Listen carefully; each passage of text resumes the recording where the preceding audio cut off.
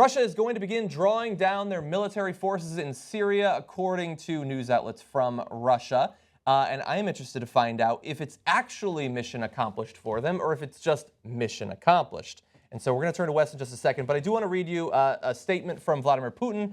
He says that I think the task that was assigned to the Ministry of Defense and the armed forces as a whole has achieved its goal. And so I order the defense minister to start tomorrow withdrawing the main part of our military factions from the Syrian Arab Republic. Now, we don't know, he says he's starting tomorrow. We don't know what pace it'll be on, what percentage will be left behind. Although we do know that Russia's Hmyman air base and its Mediterranean port at Tartus would continue to operate as normal.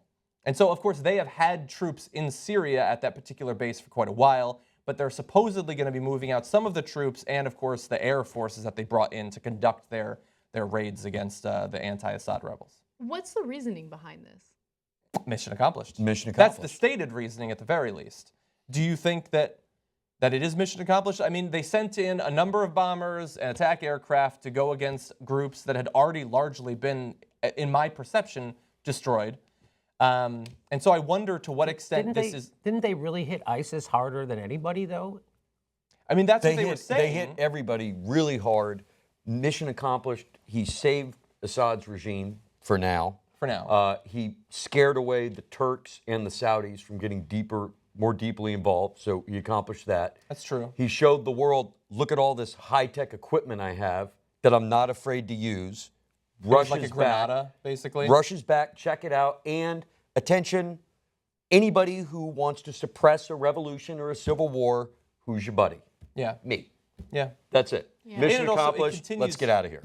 I mean, mission accomplished for now, but I mean, how long is this mission going to be accomplished, right? Like, the rebels still exist. Yeah. Yeah. In a weakened state, a fairly weak state.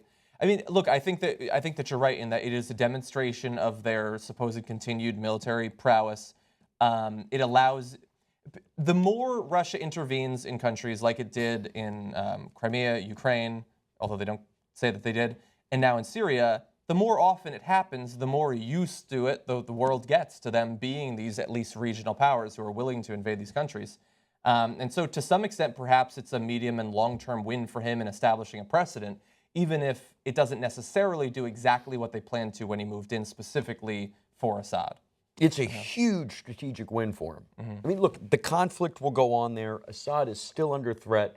He saved Assad's regime, and he sent a message to every ally of Russia that Russia will back you regardless of what the world says, and we don't care what the world says. We're your buddies. Yeah.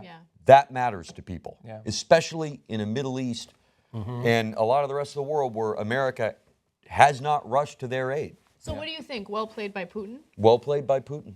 It'll be also interesting to see. I mean, we've heard him make claims about where they were and weren't deploying troops before, at least in Eastern Europe.